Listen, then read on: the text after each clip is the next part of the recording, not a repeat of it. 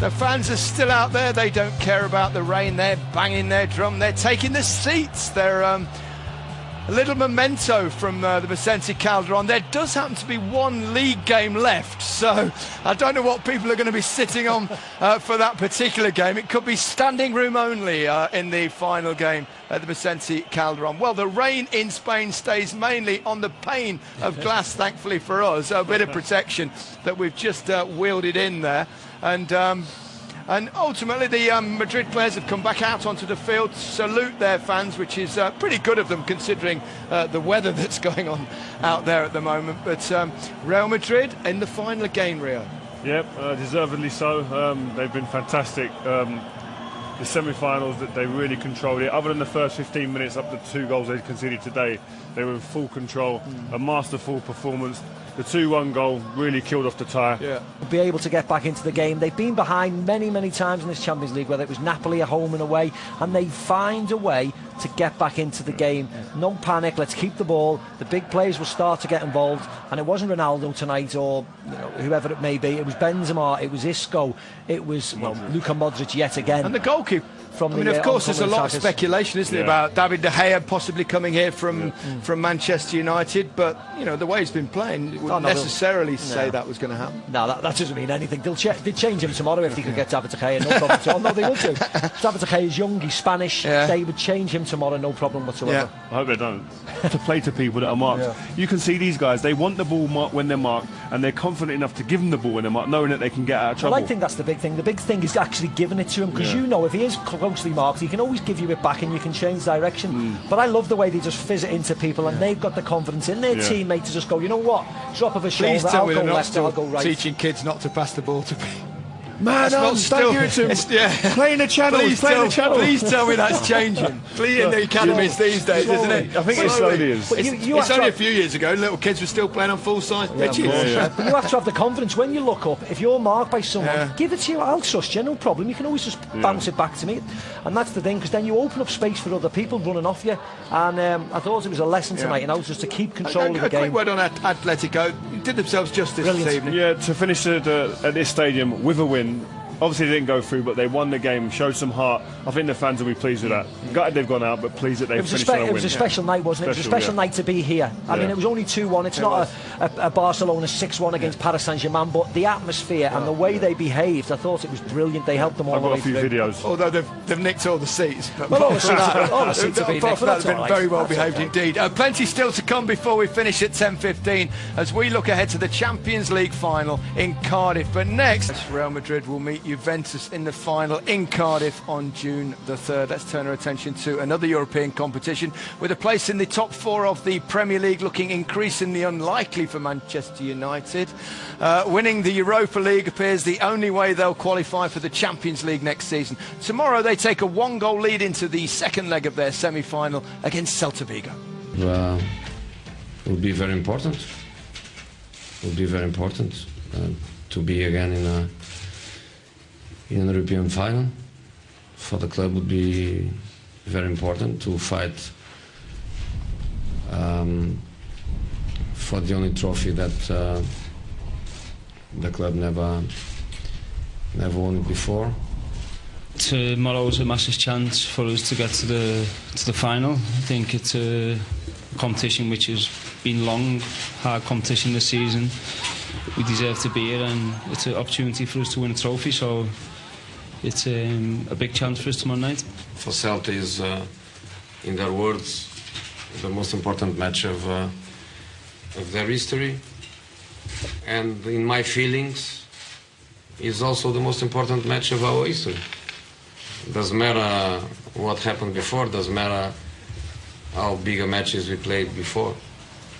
What matters is the next one. It's important for us to be back in the Champions League, of course. It's something we all want, and I think this club belongs there, and I think realistically it's going to be difficult to do it through the league. So this is the chance for us to do it, but also to win a trophy. So I think first of all we have to concentrate on trying to win the trophy and take what comes with it, and of course that's qualifying for the Champions League.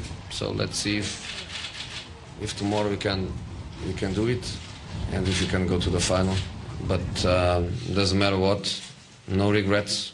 We are giving everything we can. The players, myself, everyone that works around, we are giving everything. So we have everything, no problem. Well, it's the fourth place looks increasingly unlikely, but I suppose as a player or even as a fan, you'd sooner your club get into the Champions League via winning a trophy in the Europa League. So it's and you don't have to qualify if you win the Europa League. 100%. The end of the season comes and Manchester United have won the Europa League and they're in the Champions League. You'd rather be in that camp than the team that finishes fourth, because you've got to qualify and you haven't got a medal. So in that sense, I'd rather be sitting where Man United are now. But they've still got a job to do. Celta Vigo were poor.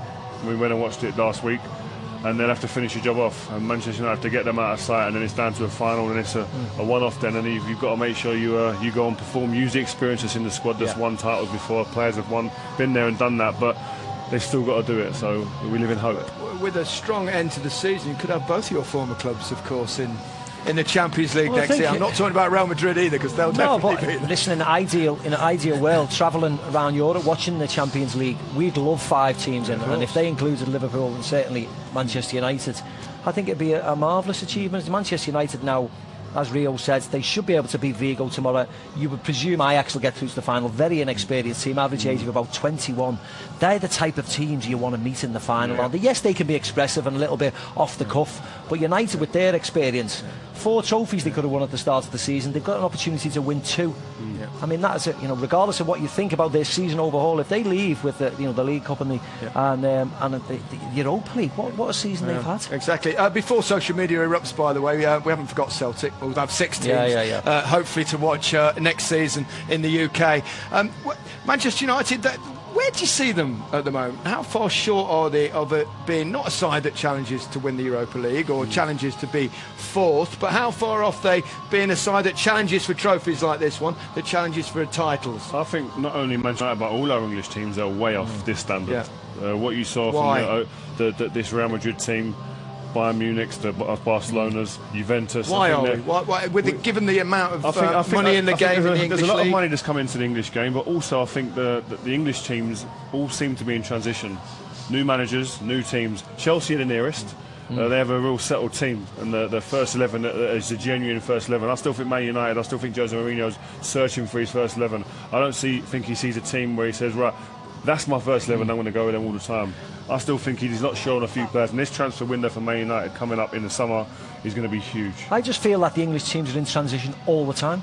When you look at Juve or you look at Real Madrid, this is, as I said before, this is their 7th consecutive semi-final. It's quite a while since England had that bit of domination. I mean, it is secular. We've said that before. They can go round, but it's no surprise that Madrid, Bayern, Barcelona in their time, Juve, they get into the latter stages every single year. They change a little few nuances here. In England, it seems to be, we've had a bad season here, let's just rip everything up and start again. And we seem to be chasing behind the 8 ball all the time. And we're talking about Man United buying 3, 4, 5 players. How do they change that, the English clubs? What do they do differently? I think we need a little bit of patience with our managers more. If we can, we need to. But they don't necessarily have patience with the managers here. If we can, we need to keep hold of our better players, because we seem to get to various stages where our better players leave, where the better players never leave here, or Juve. It's the fringe players who leave, and they all want to stay. Whereas, every time we get a star man in the Premier League, whether it's Chelsea with Hazard or Real Madrid won him, Coutinho or Barcelona won him, and everybody's looking over the shoulder all the time. But you know what that is as well? It's you've got. Teams have got to be allowed, the managers have got to be allowed to build a team capable of not only winning the Premier League, but the players have got to see an ability there in the team to go and win the Champions League. And I don't think any of our teams look capable. So they're always going to be thinking, I'll go elsewhere to be able to win the Champions League. Because you win the league once or twice, a lot of these players that come to this country or here think, well, I want to win the Champions League now.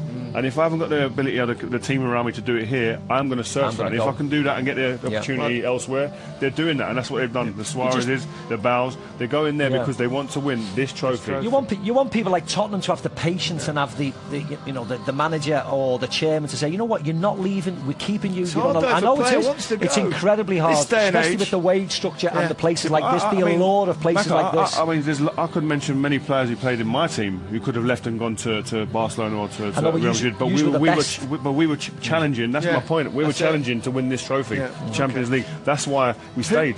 Right, bringing it back, we've got the final. It's a marvellous final, isn't it? Juventus versus Real Madrid. I mean, Juve were terrific. Barcelona, and the first one was like a nightmare hanging over my shoulder. In the second one, you can't get it out of your mind because we lost so devastatingly in the first one. It's still there in the back of your mind, no matter how much you try and shut it out. Even with the experience, you do think he's capable of hurting us. I don't want that feeling again.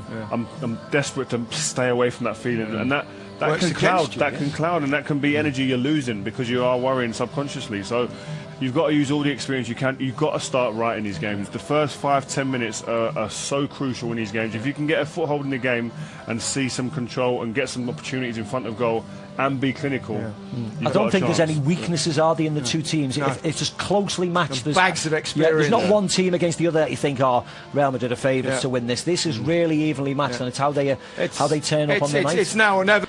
Evades a great player, and maybe he's going to have the perfect finish. Yeah, as for Real Madrid, well, they've got bags of experience of winning the thing in recent seasons, and of course that thing that's eluded so many teams of winning it back to back. Yeah. And that'll be the incentive for them, that people will be saying, they've won it before, they might not be as hungry as the Juventus team, but this is a chance to really etch their names into history. To be the only team to actually retain this title in the modern era will be something phenomenal for them to achieve. We see a little tweet there from Gareth Bale. Cardiff, here we come. Going back home. Ala Madrid going back home. He'll be desperate to play, won't he?